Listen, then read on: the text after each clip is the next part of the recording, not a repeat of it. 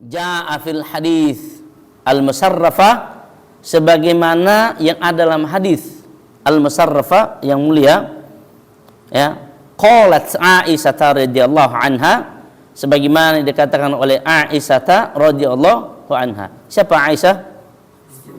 Istrinya Rasulullah sallallahu alaihi wasallam. Sekedar itu namanya iktikaf, itu namanya loyalitas, itu namanya menghidupkan malam.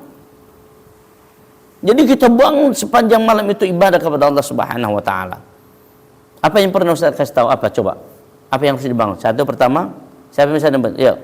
Ini Zaki. Pertama, sholat tahiyatul masjid. Lagi. Satu lagi. Membaca Al-Quran. Oke, lanjut kamu. Udah tadi tahiyatul masjid, membaca Al-Quran. Apa lagi? Tahajud. Oke. Amar, Rasid. Amar. Ayo. Ayo harus bisa. Amar. Apa Amar? Oke. Yuk, Fajar. Istighfar kepada Allah. Kenapa harus istighfar? Coba saya tanya.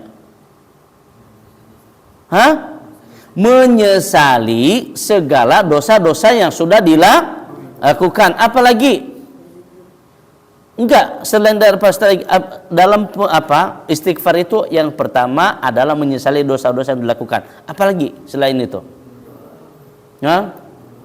Menyesali, ya, tentang perjuangan yang belum pernah dilakukan.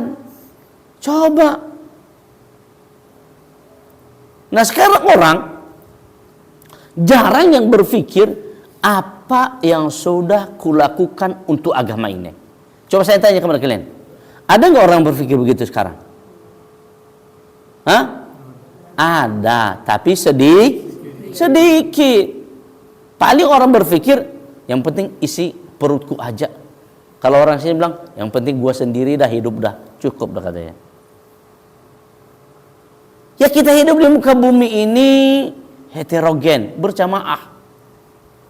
Ya, heterogen berjamaah secara Islam, maka kita harus saling support, saling mengingatkan, saling mendukung. Seperti begitu. Nah, itulah Islam. Innamal mu'minuna fa aslihu baina akhawaykum fattaqullaha la'allakum tuflihun. Jamil. Orang muslim itu bersaudara, maka kita harus saling peduli. Ya. Ya Laila. Ini harus diketahui. Apalagi yang selain istighfar, ya. Memperbanyak ibadah. Apa ibadah yang dilakukan coba? Selain sholat tahiyatul masjid, apalagi kemarin? Ya, enggak. Selain itu apa? Apa kan kamu berdua terusan siapa? Umpamanya sekarang kamu bangun, ya kan? Bangun pertama, ya. Oke dah, ya kan? Sampai di masjid sholat tahiyatul masjid. Lalu kamu baca Al-Quran, istighfar kepada Allah, berdoa. Kamu lelah kan? Pasti. Lalu kemudian tidur sejenak untuk melepaskan kelelahan. Bangun lagi, apa yang kamu lakukan? Ayo, harus bisa ini. Apa yang saya bilangin? Sholat apa? Sholat wudu. Pintar si Rasid. Ya, ini calon markas hadis ini, SMP. Ya, kemarin dia hampir lulus. Doakan ya, kakak kelas ya, Rasid bisa jebol di markas hadis. Ya, nah, nanti adik kelasnya siapa? Si Munawar ya. Nanti kelasnya Munawar dan si Ryan, ya kan? Ya, tapi kamu naik nggak kira-kira? Ini aja pertanyaan, Munawar sama ini naik nggak kira-kira ya? Ya, semoga naik aja ya. Semoga naik, nggak apa-apa, nggak jangan sedih. Ustadz juga waktu belajar dulu seperti gitu. Kamu pikir Ustadz ini belajar dari seperti kamu? Enggak. Ustadz datang ke sini itu belajarnya mulai umur 27 tahun. Oke. Ya kan? 27 tahun. Ya, Ustadz hanya mondok 1 tahun, langsung masuk kuliah. Ya, langsung kuliah. Dan kuliahnya langsung kuliah yang berbahasa Arab. Ya. Jadi bahasa Ustadz bahasa Arab setiap hari. Nah, seperti itu. Ya, itu cuma sekedar. Jadi kita lanjut. Nah, apalagi kata Rasulullah SAW, ya, ketika kita sudah ahya laila, menghidupkan malam, ya, sholat yang dilakukan ada sholat wudhu, kemudian ada sholat hajat. Kamu doakan apa yang kamu minta sama Allah. Ya, kalau bisa sholat sholat taubat. Barangkali ada dosa yang pernah kamu lakukan, kamu sesali itu dosa yang kamu lakukan itu. Oke, seperti itu. Ya, bisa paham? Baik, lanjut. Bahwa yang terakhir adalah wa'iqadu ahla, dan membangunkan keluarganya. Jadi membangun keluarga itu bagaimana cara? Membangunkan keluarga, cara suami membangunkan keluarga, manakala nanti kamu jadi seorang suami. Ya kan? Manakala kamu jadi seorang suami. Maka cara membangun keluarga adalah mengingatkan istri ketika di rumah agar juga menghidupkan iktikaf bila mana dia sanggup, karena istri kan banyak kerjaan, ya, masak lah itu, ya, yang jagain anaknya lah itu. Jadi memang kalau si istri yang memang dia kuat, dia punya kesempatan yang banyak, maka itu sangat beruntung sekali bagi dia untuk beriktikaf. Di mana iktikafnya? Di dalam kamarnya. Oke? Jadi kalau bagaimana Ustadz hukumnya seandainya perempuan datang ke masjid? Ya, sah-sah saja. Boleh-boleh saja selagi itu ada tempat yang disediakan oleh DKE. Ya. Jadi, nah, para santri sekalian Allah Subhanahu wa taala, kita masuk pada intinya bahwa iktikaf ini begitu pentingnya. Apa sih pentingnya, urgensinya tadi? Ya, pertama santri semuanya harus tahu bahwa pentingnya kita beriktikaf adalah membangun hubungan khusus. Ya, membangun hubungan khusus, ya, interaksi khusus langsung dengan Allah Subhanahu wa taala itu melalui iktikaf. Apa bedanya dengan kita sholat ini? Sholat biasa.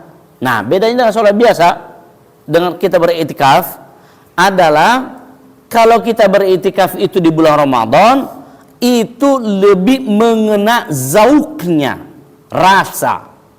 Karena kita langsung banyak bertahanus, banyak berdiam diri, dan kemudian kita bangun itu ibadah itu seakan-akan menghadirkan ada Allah di hadapan kita. Seakan-akan menghadirkan Allah ada di hadapan kita. Kamu pernah masih hafal hadisnya? Apa dalam hadis arba'in nomor 2, siapa yang hafal coba? Ubudullaha ka'annaka tarahu fa in lam takun tarahu fa innahu yarak. Ya, beribadalah kamu kepada Tuhanmu, kata Allah, kata Rasulullah SAW. Ya, seakan-akan engkau melihatnya. Jika kamu tidak bisa melihat Tuhan itu Allah, maka rasakanlah bahwa Allah ada di hadapanmu. Ini kamu harus bisa. Para santri sekalian, kita tidak boleh membayangkan itu, oh, bagaimana wujudnya Allah, bentuknya Allah. Enggak boleh. Tapi hadirkan seakan-akan Allah itu di hadapan kamu. Lalu kamu bangun dialog, percakapan. Ya Rob, contoh, Ustaz contohkan. Kamu berdiam begini, ya, tanpa mengingat segala sesuatu. Oke? Berdiam lalu kamu sambil istighfar, astagfirullahaladzim, astagfirullahaladzim. Kemudian kamu bayangkan dosa-dosa kamu yang kamu perbuat. Ya, ada pernah kamu mencurangi orang, ada pernah kamu mencuri barang orang lain, ada pernah kamu mendustakan kedua orang tua kamu. Kamu bayangkan itu. Maka dengan kamu membayangkan itu, dengan sendirinya nanti akan menetes air mata kamu. Dan kamu merasa ada Allah di hadapan kamu nanti. Kamu harus bisa itu. Harus bisa. Nah, kemudian para santri sekalian Allah Subhanahu wa taala, itu urgensi kita Iktikaf, ya, membangun interaksi langsung dengan Allah Subhanahu wa taala. Dan yang kedua adalah bisa dapat menyesali segala perbuatan dosa kita lakukan, ya. Yang kemudian apa manfaatnya? Manfaatnya kita beriktikaf adalah kita telah dicatat oleh Allah Subhanahu wa taala.